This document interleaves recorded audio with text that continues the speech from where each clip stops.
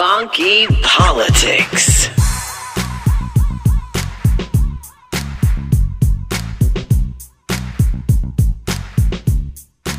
You're listening to Funky Politics, powered by the KUDZUKIAN Network. I am DC, sitting here along with longtime host. What, not you, Doc? Doc Ward. I got to bring you in first, Doc. Why? Because you and I joined at the hip. Okay. And also Tosha Downey. Tasha, hey. That was a hell of a surgery. That was a bad surgery, wasn't it? Hell of a surgery. but I thank God for it every day. Poor mama, boy. I tell you. I thank God for it every day. You were the evil twin. I thank him for it every day. You were the evil twin. But anyway. Yes. What we got going on Funky Politics is wonderful and rich like fine wine, music for your mind, keeping you up so you won't get behind and have to rewind. And we do it just fine. Real, right, funky, every doggone day. I like the way you say all that, man. And if I were not separated from you, I would not be able to say it that way. Tasha Downey, what's up with the brother over here? What's up with this brother? We just trying to help the brother. Just trying to give him something to do. See, that's what I thought.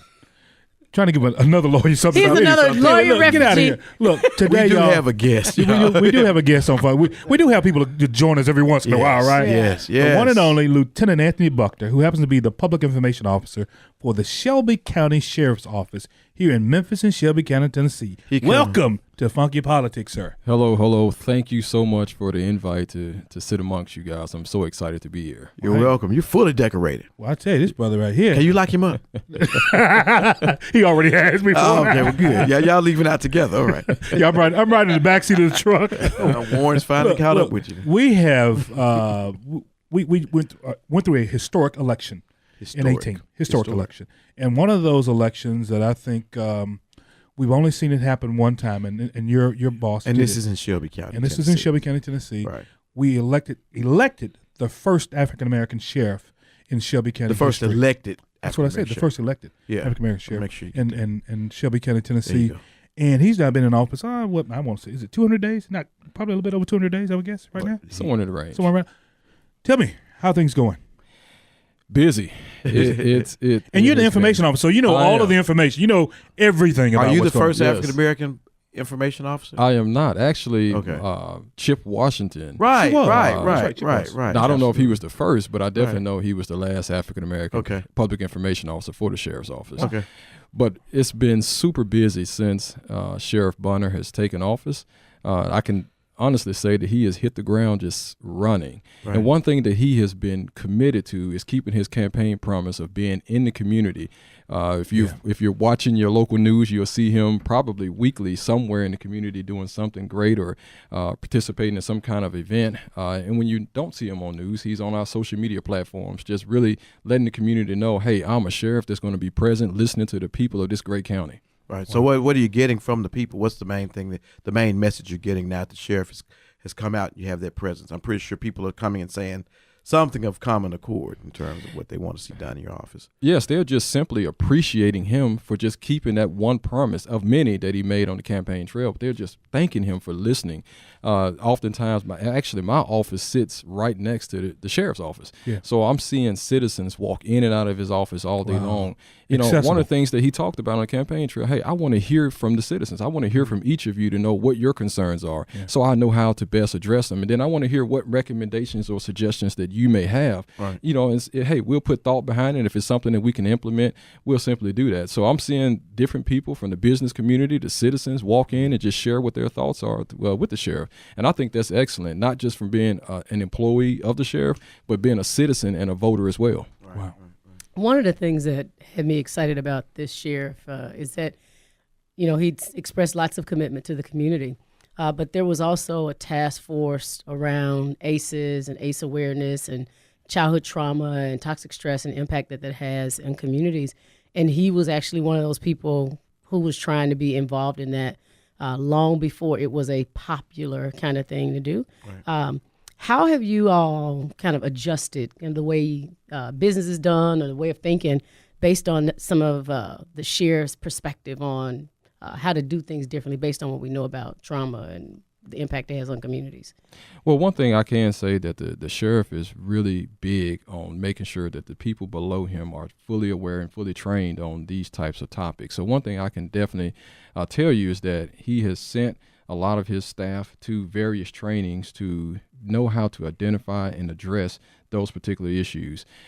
He has assembled a team of employees to try to strategize to see if there's anything that we can do differently as a department as a whole to respond to trends that we're seeing. Okay. Well, one thing I want to get in, while we're on that topic of juveniles, and I know that the sheriff supports this, it's the youth. What do we call it, Tosh? Because Tammy had a wonderful name. It used to be the Juvenile Justice, but it's a youth. I believe it's a Youth Justice Center. Youth Justice. I think that's the name they agreed to. And education. Youth Justice and Education. Exactly. And of course, the mayor is wanting to build a new facility and take it out of or separate it from the court, which it should have been anyway. You said the county mayor too. Yeah, I'm sorry, the Shelby County mayor. That's correct. And so the sheriff's on board with that. When you all came in, did you realize? And he was a chief deputy at the time. Did you all realize the magnitude of the issues that our young people are facing, just really waking up every day in the confines of juvenile court? No, and I don't think you'll ever fully comprehend just the issues that come along with some of these youth detainees. I love one of the stories that the sheriff often tells, which is he walks through juvenile court pretty often. And one particular kid he came across, he said, "Hey, this is a good-looking kid. Any family would love to welcome him in." And he asked this kid, who was a fairly tall individual, how did he end up here? And he said, "Well, I grew up in a life where no one told me no. They thought that I was going to be an NBA player, and from teachers to mentors to parents, they all just gave him what he wanted because he was supposed to be the ticket out for the family." Wow. So the first time that he was actually said or told no was in our facility, So, so it's something just as simple as that. And of course, you have the gang nexus and the issues that are going on there, but there's just a huge array of issues that these youth are facing every day. The sheriff often says, "Hey, there are no bad kid or no kid born bad. They're just born into bad situations." Right. And we see that often with these children that's in our custody right now in juvenile court. I like the way you say the term children, because that's what they are. You want to call them everything that you want to, but when you got a 12 or 13 or 14, that's a child. And you're hearing it first right here on Funky Politics, powered by the KUDZUKIAN Network, but it's still a child, right? Tasha, and I know in this space that you work in the education space, and I've talked to plenty of people, the mind is still not developed, right? And so you've got children making old really bad adults. Decisions, just bad, stupid, silly kid decisions, right? Underdeveloped prefrontal cortex. That's what happens. It's impossible to anticipate the long-term consequences. But your office is, juvenile justice reform is a popular phrase. Yeah. That people have really nationally, and it's really ringing true in this local area now, on city and in county government. Mm-hmm. It's used a lot. We're in the campaign season. We're going to hear it a lot. But from a law enforcement perspective, when you hear the term juvenile justice reform, what does that mean from the law enforcement perspective? So I can say from our component on the topic, it's just really trying to interrupt that school to pipeline. School to prison. We understand what you mean. Yeah. Ooh, man, my tongue getting tied on that one. But just trying to interrupt that. So I can remember being a young patrol officer when this concept just kind of got started. And basically the thought then was to, hey, let's see if there are some particular charges out there where we can issue a juvenile summons to some of these children, return them to their parents, and allow the court system to work out the best solution to this particular issue and not just transport them to juvenile court. So that's something that's now a common practice for our officers and our deputies out there, which is, okay, let's look at the charge, right? Is this child a threat to society? Yeah. Do we really have to remove this child from society and bring them into custody? And if we think that they can remain with their parents, for example, curfew violation. Yeah. Okay, you stop a child that's out at 1:00 in the morning. Right. We don't need to take that child to juvenile court. Truancy. Okay, they didn't go to school. They're skipping school. We don't need to take that child to juvenile court. We can return them either to the school on truancy or to the parent. You know, so we're trying to interrupt that as much as possible because we don't want to condition these children to get used to sit in the back seat of that car. In fact, we really want them to experience sitting in the front seat of the car. But we don't want them to get used to sitting in the back seat of that car or going inside our juvenile court facility with the doors closing behind them. We don't want that experience. If there's another way to do it, which is, hey, 2 weeks from now, 1 month from now, we're going to have someone from juvenile court contact you and figure out what can we do to hopefully encourage you to return to school or don't stay out at night, late at night, then that's what we want to do. And I think that's the component of this issue that we can, hey, let's stop transporting so many of these children to juvenile court, which is something that we are actively doing now. How are you all working with the Public Education Center to serve as sort of a liaison for that? Because, I mean, I understand you can't do anything when school is closed. It's summertime. And maybe there is something if people get a little bit more innovative. But if they're not interfacing with you from a law enforcement jail perspective, some institution should be partnering with when they're getting these alternative results for truancy and other things that are not serious offenses. So is there any communication between you all and the public school system? And maybe in private schools, but I'm saying public school because the county has taken over the public school system, funding it and everything else. Is there any interrelationship between you and the public school system with regard to how you administer your alternative results? Yeah, so forgive me for not knowing the exact names of some of these. Oh, don't worry about it. I don't know them either. I'm a professional meet and goer, right? So, there you go. But I know that there are some talks about having like day centers, right? Where we can take these children to, and they can, you know, hopefully have some kind of intervention done at that stage. Again, not taking them to juvenile court, just trying to avoid that at all possible. So yes, there are some conversations, and there are some hopefully some decisions being made on those particular options. So yes, there are some that's happening. Hopefully soon. Great. One of the things that I'm also kind of curious to know, and you brought it up on when we're engaging with young people, what are we doing to make the work that you do, like, because county work and city work is really different. County law enforcement, city law enforcement is really different. What are you all doing to do a better job of being like the friendlier face? Because I feel like the sheriff's office, like there's not as much like, oh, we hate the sheriff, as much as like, oh, we hate the police. Yes, yes. You know, well, let me say it's a couple of things, and I could talk, you know, all day on this topic here. But one of the things that I don't know how many of you guys know this, but we have deputies inside of 28 schools spread throughout the county. And we really, really train heavily on them mentorships. You know, not just being in the schools, you know, patrolling for the bad guys, right? But how to take that young man or that young lady who's walking down the hallway and become mentors to them. So we put a lot of emphasis, a lot of money into training these officers to know how to do those kind of things. We also have an Explorer program where we bring our youth in. I want to say the age is under 21. We bring them in and we allow them to have just a front row seat at law enforcement. You know, where they can connect and sit alongside a deputy sheriff, whether it's in uniform patrol or detective division, and just learn the profession in itself. You know, so that's one thing that we do. But then also sharing through our social media platforms the great things, and I do say great things that we are doing in the community. For the last probably 3 to 4 years, we've really tried to invest a lot of time in that because, unfortunately, a lot of law enforcement social media platforms show, hey, we're looking for this person, we're looking for that person, or we arrested this person, or we arrested that person. But we're taking our social media platforms, we're showing some of that because that's needed. We need tips to come in. We need our viewers and followers to share information. But then also we want them to see that, hey, it's not just about arresting people, but it is about, hey, we're out delivering meals on wheels for MIFA, programs like that. And we're doing tons of those kind of things. I want to talk about another relationship that I heard you all have, especially with a school or a college or university that I'm connected with. That's Lane College. I think you all have had some recruiting efforts out there. And let me say this, and I want to be very frank about the history of the Sheriff's Department here in Shelby County.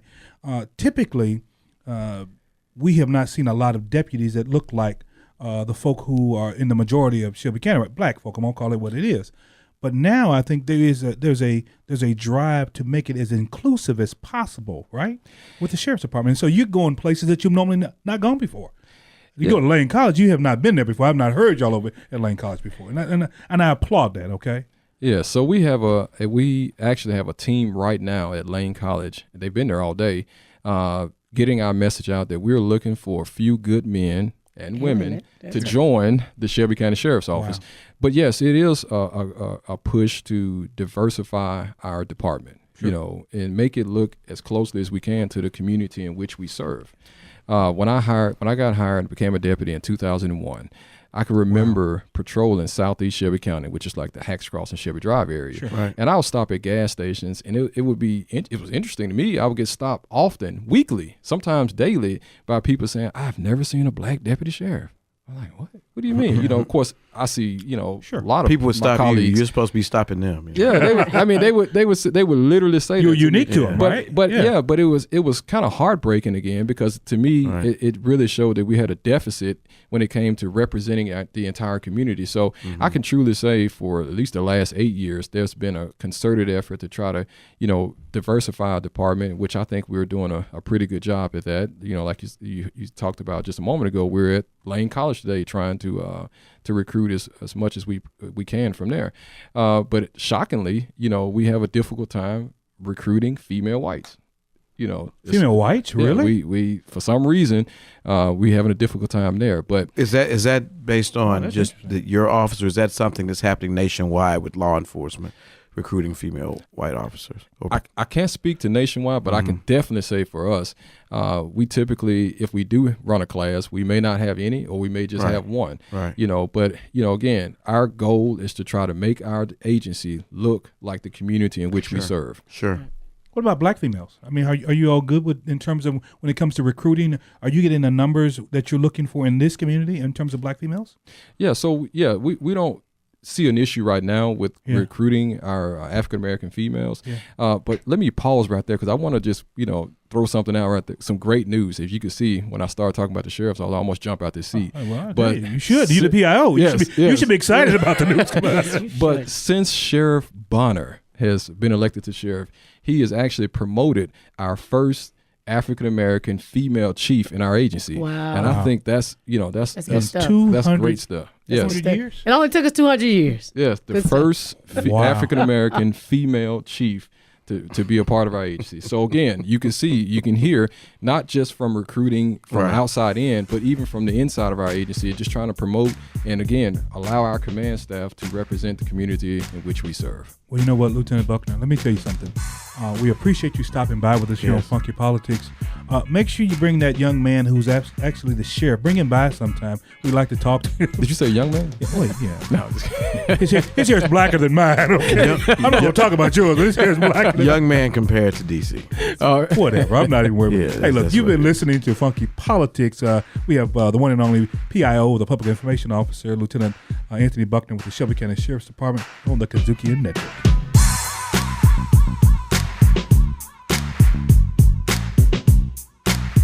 Keeping it real, right, and funky. I think one of the things that makes a difference is having an African-American man who leads as the executive editor. I'm always about this girl power. One of the other things we've been talking about is youth and their interaction with the justice system. Funky Politics on the KUDZUKIAN Network. KUDZUKIAN 3. Am I gonna sit there and argue with you over we had steak 2 days ago, I want chicken? B. I'm gonna be spicy all the time. I don't care if I'm single or not. C. I think that the foundation is how you were brought up. 3 Black Chicks on the KUDZUKIAN Network. KUDZUKIAN.